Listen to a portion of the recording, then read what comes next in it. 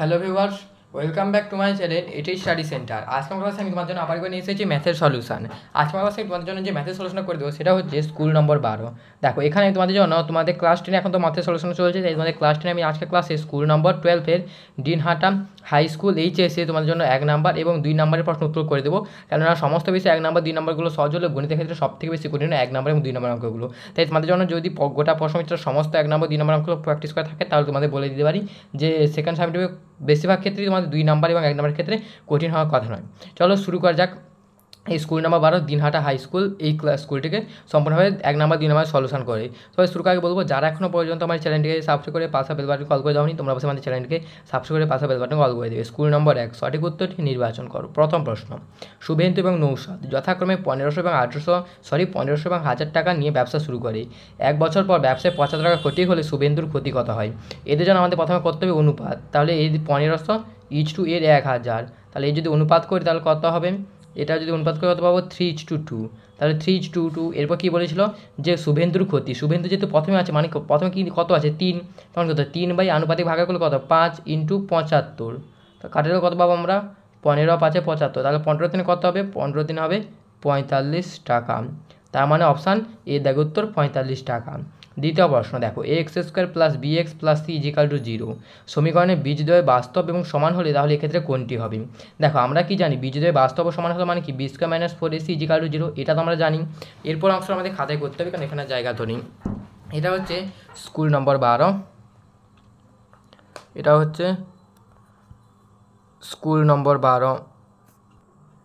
দেখো কী দেওয়া ছিল স্কুল নম্বর 12-র 1-এর দাগের দ্বিতীয় প্রশ্ন। এখানে কি দেওয়া ছিল দেখো, বলেছিল যে এখানে ax² + bx + c = 0, এইটা দেওয়া ছিল। তো চলো এটা আমাদের প্রথমে সমীকরণটা তুলতে হবে। ax² + bx + c = 0 আর সমীকরণ বীজদ্বয় বাস্তব হলে তার মানে আমরা সূত্রটা কি জানি b² - 4ac = 0। তাহলে এখান থেকে বা b² = 4ac বা b² = কত 4ac, বা তাহলে এখানে যদি আমরা সিটাকে যদি ওপাশে ফেলে রেখে দিই তাহলে এটা এগুলো কি চলে আসবে, এগুলো গুণ আসলে কি ভাগ হয়ে যাবে, মানে কত b² / 4a = কত c। তার মানে এখানে c মান কী পেলাম আমরা? b² / 4a = c হয়ে গেল। তার মানে এটা হবে অপশান সি দাগ উত্তর, ডি দাগ উত্তর, c = b² / 4a। দেখো একদম আমাদের উত্তর সঙ্গে মিলে গেছে। এরপর দেখো দ্বিতীয় প্রশ্ন। দেখো এখানে যে সংখ্যাগুলো দিচ্ছি আমি সংখ্যাগুলো তোমাদের তুলে দিচ্ছি এবং তোমাদের বলেও দিচ্ছি। তৃতীয় প্রশ্ন দেখো, প্রথম যে সংখ্যাটা দেওয়া ছিল y - z ভেরিয়েশন 1/x, দ্বিতীয় যে সংখ্যাটা দেওয়া ছিল z - x ভেরিয়েশন 1/y, আর যে সংখ্যাটা দেওয়া ছিল সেটা হচ্ছে x - y ভেরিয়েশন 1/z হয়ে গেল।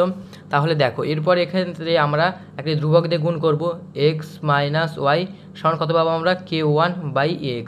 এক্ষেত্রে আমরা কী পাবো? বা z - x সমান কত হবে? k2/y। তাহলে বা x - y সমান কত পাবো এখানে আমরা? k3/z।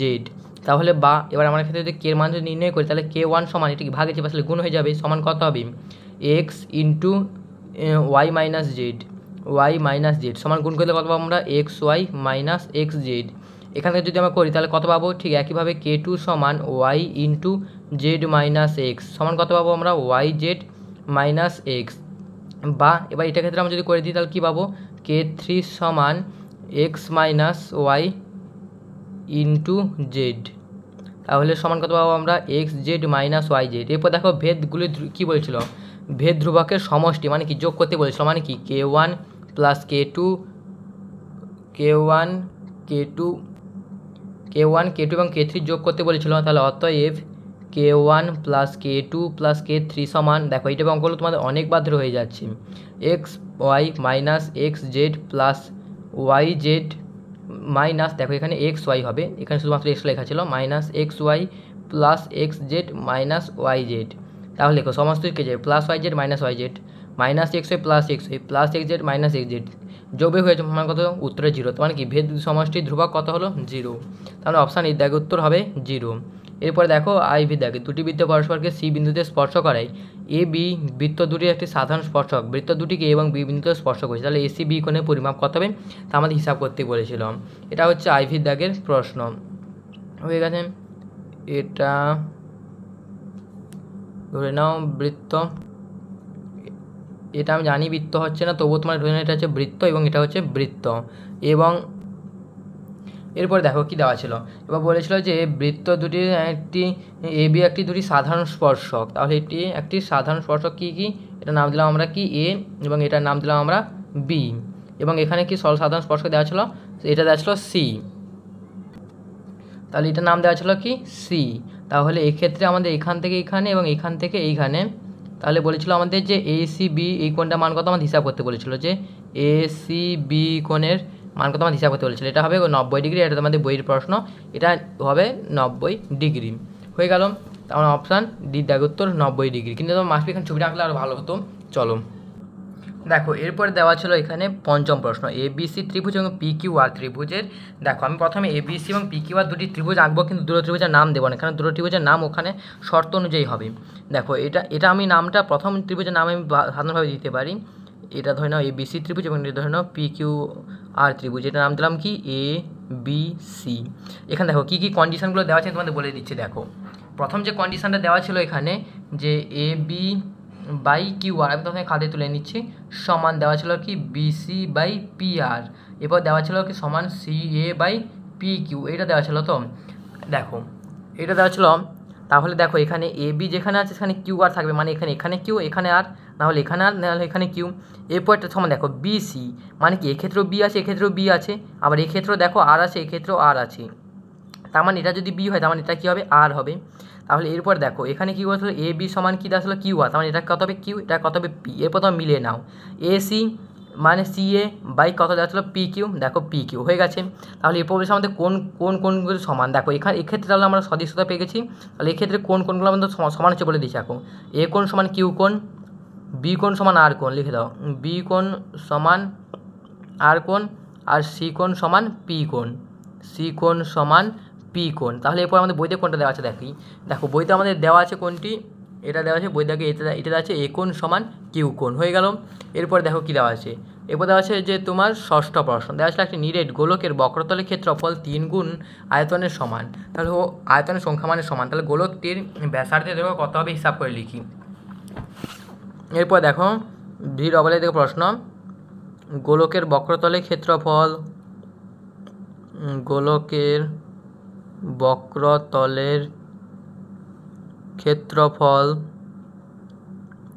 সমান কত আছে 4 পাই আর স্কোয়ার বর্গ একক, 4 পাই আর স্কোয়ার বর্গ একক। এবার কী দেওয়া ছিল গোলকের আয়তন, গোলকের আয়তন সমান কী দেওয়া ছিল 4/3 পাই আর কিউব, এটা আমাদের সূত্র যেটা সেটাই বসে দিচ্ছি আমি, 4/3 পাই আর কিউব ঘন একক, ঘন একক। তাহলে এবার শর্তানুসারে, এখানে শর্তানুসারে আমার কী দেওয়া আছে দেখো, এরপর দেখো আমার বোঝা যাচ্ছে যে বক্রতলের ক্ষেত্রফলটা তার আয়তনের 3 গুণের সমান, তার মানে আয়তন কত 4/3 পাই আর কিউব, তার সঙ্গে 3 গুণ কত 3 কেটে যাবে, এখানে দেখো এরপর হয়ে গেছে, এরপর দেখো পাই কেটে যাবে, 4 কেটে যাবে, এখানে আর কাটা গেলে এখানে কত পড়ে থাকবে আর, তাহলে এখানে কী পাবো আর সমান 1, তাহলে ব্যাসার্ধ কত পেলাম আমরা, ব্যাসার্ধ সমান পেলাম আমরা 1 একক। তাহলে এখানে কোনটা হবে, এখানে হবে এর দাগ উত্তর 1 একক। এরপর দেখো সপ্তম প্রশ্ন, একটা লম্ববৃত্তাকার শঙ্কুর ব্যাসার্ধ r/2, ত্রিজ্যক উচ্চতা 2l হলে তাহলে তার সমগ্রতলের ক্ষেত্রফল কত হবে আমাদের হিসাব করতে বলেছিল। তো চলো এই প্রশ্ন উত্তর আমি তোমাদের সলভ করে দিচ্ছি। এটা হচ্ছে সপ্তম প্রশ্ন, এটা হচ্ছে সপ্তম প্রশ্ন। দেখো কী দেওয়া ছিল শঙ্কুর ব্যাসার্ধ, ব্যাসার্ধ সমান দেওয়া ছিল r/2 একক। এরপর দেওয়া ছিল শঙ্কুর তির্যক উচ্চতা, আমি একটু তাড়াতাড়ি করে দিচ্ছি কারণ এগুলো শুধুমাত্র শর্ট কোশ্চেন এত টাইম দেওয়া যাবে না, সমান কত হবে 2l একক। এরপর বলেছিল সমগ্রতলের ক্ষেত্রফল, অতএব শঙ্কুর সমগ্রতলের ক্ষেত্রফল, সমগ্রতলের ক্ষেত্রফল, দেখো সমগ্রতলের ক্ষেত্রফল নির্ণয় করার সূত্র কি পাই আর ইন্টু আর প্লাস এল, তো পাই আর ইন্টু আর প্লাস এল, তাহলে এক্ষেত্রে এটা হচ্ছে সূত্র, তাহলে এখানে পাই কেটে পাই থেকে আর মানে কত r/2, আর এ মানে এখানে কত r/2 প্লাস 2l বর্গ একক, বর্গ একক। তাহলে এখানে কত হবে পাই ইন্টু r/2 ইন্টু 2 যদি করে দিই এখানে কত r প্লাস 4l বর্গ একক, তাহলে এখানে কত পাবো pi into R plus 4l by, দেখো এখানে 2 দিয়ে কত হবে 4 হবে বর্গ একক। এরপরে দেখো আমরা এটাকে করতে পারি পাই আর ইন্টু r/4 ইন্টু 4l/4, কারণ তোরকম আলাদা আলাদা করে সেই একই উত্তর বেরোবে, তাহলে এখানে কাটিয়ে কত পাবো আমরা এখান থেকে, এখানে তাহলে পেলাম আমরা পাই আর into r plus r/4 plus l হলো। তাহলে এটা বর্গ একক, তাহলে এটা উত্তর। তাহলে এইটা কোথায় আছে দেখো, এটা দেওয়া ছিল, দেখো এটা দেওয়া আছে এখানে বিদ্যাগে উত্তর, মানে হয়ে গেল এটা। তাহলে দুয়ের দাগে উত্তর, নিম্নলিখিত প্রশ্নগুলির উত্তর দাও।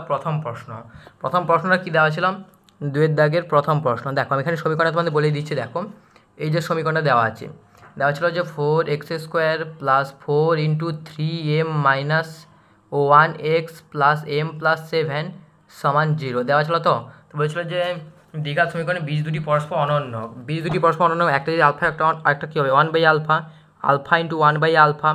তাহলে বীজের গুণফল কারণ সূত্র কি, c/a মানে কত m + 7/4। তাহলে কাটাইলে কত পাবো আমরা 1, তার মানে বা 1 = m + 4/7। তাহলে কোনো গুণ করে কী পাবো আমরা, m + 7 = কত 4, বা m সমান কত পাবো, এখান থেকে আমরা m সমান পাবো -3। তাহলে উত্তরটা কত হলো, উত্তরটা হলো -3। দ্বিতীয় প্রশ্ন, দুটি সদৃশ ত্রিভুজের পরিসীমা 40, 32। প্রথম ত্রিভুজের বাহুর দৈর্ঘ্য 18 হলে তাহলে দ্বিতীয় ত্রিভুজের অনুরূপ বাহুর দৈর্ঘ্য কত হবে। দেখো এটা হচ্ছে দ্বিতীয় প্রশ্ন। ত্রিভুজের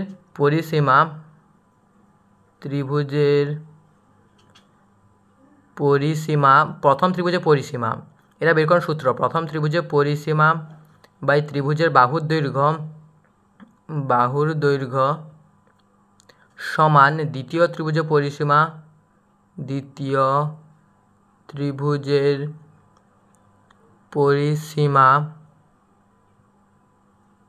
বাই দ্বিতীয় ত্রিভুজের বাহুর দৈর্ঘ্য। তাহলে প্রথম ত্রিভুজের পরিসীমা কত দেওয়া ছিল, প্রথম ত্রিভুজ দেওয়া ছিল মনে হচ্ছে 40, প্রথমে দেওয়া ছিল 40 বাই বাহুর দৈর্ঘ্য কত দেওয়া ছিল 18 সমান দ্বিতীয় ত্রিভুজ কত 32 বাই ধরে নাও এটা বাহুর দৈর্ঘ্য কত x। তাহলে বাম এবার উপরে কাটাটি করে যেহেতু সমান চিহ্ন আছে, 8 × 5 = 40, 8 × 4 = 32। এরপর দেখো বা x সমান কত হবে 8 × 4 = 72/5। তার মানে কত হবে এটা, 5 × 1 = 5, 12 যদি হয়ে যায় 12, এখানে যদি 12 মানে 5 × 2 = 10, 10.12 6 72। দেখো এটা ভুলের কাছে, এটা হবে যদি গুণ করে এটা 14.4 সেমি। তাহলে উত্তরটা হলো 14.4 সেমি হয়ে গেল। উত্তর হবে কত 14.4 সেমি। এরপরে দেখো দেওয়া ছিল তৃতীয় প্রশ্ন, আসলে একটি গোলকের ব্যাসার্ধ 50% বৃদ্ধি করতে হলে বক্রতলের ক্ষেত্রফল শতকরা কত বৃদ্ধি পাবে। এটা একদম সহজ প্রশ্ন। ধরি বক্রতলের এখন পূর্বে আমি একেবারে করে দিচ্ছি, দেখো পূর্বে গোলকের বক্রতলের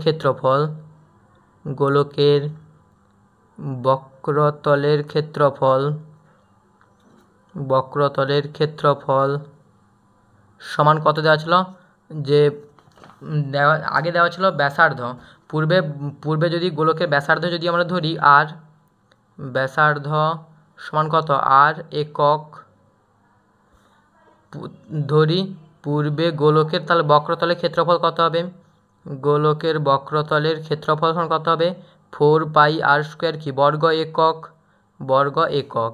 এবার ধরে নাও এখন গোলকের ব্যাসার্ধ তাহলে কত হবে, এখন গোলকের ব্যাসার্ধ কি 50% বৃদ্ধি পেয়েছে, মানে কত হবে r × 150/100 কাটিলে কত পাবো আমরা 3r/2 একক পাবো। এখন গোলকের বক্রতলের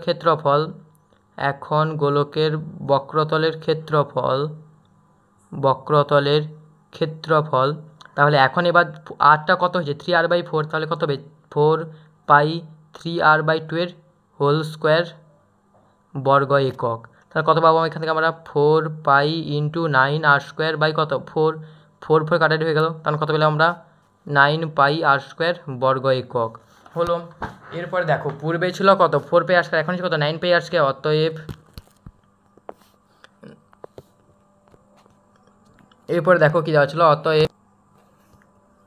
অতএব এরপরে দেখো কি হবে, এখন ক্ষেত্রফল শতকরা বৃদ্ধি পেয়েছে। এরপর দেখো এখন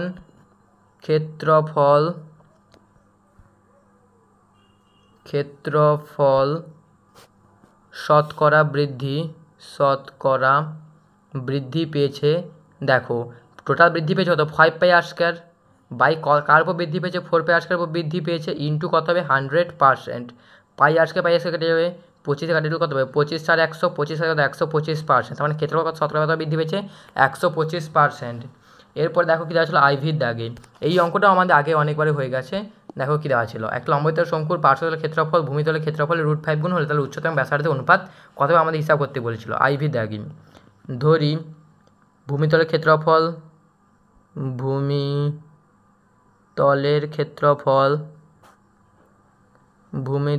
ক্ষেত্রফল সমান পাই আর স্কোয়ার বর্গ একক।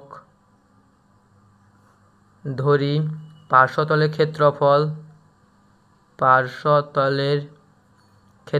সমান কত, পাই আর এল বর্গ একক। তাহলে এবার শর্তানুসারে কী দেওয়া ছিল, যে পাই আর এল মানে কি পার্শ্বতলের ক্ষেত্রফলটা, পাই আর স্কোয়ার মানে কি ভূমিতলের ক্ষেত্রফলের √5 গুণ। তাহলে পাই পাই কাটাটি হয়ে গেল, এখানে যদি কাটাটি কত পাবে আর, তার মানে বা এল সমান কত পাবো আমরা √5 আর।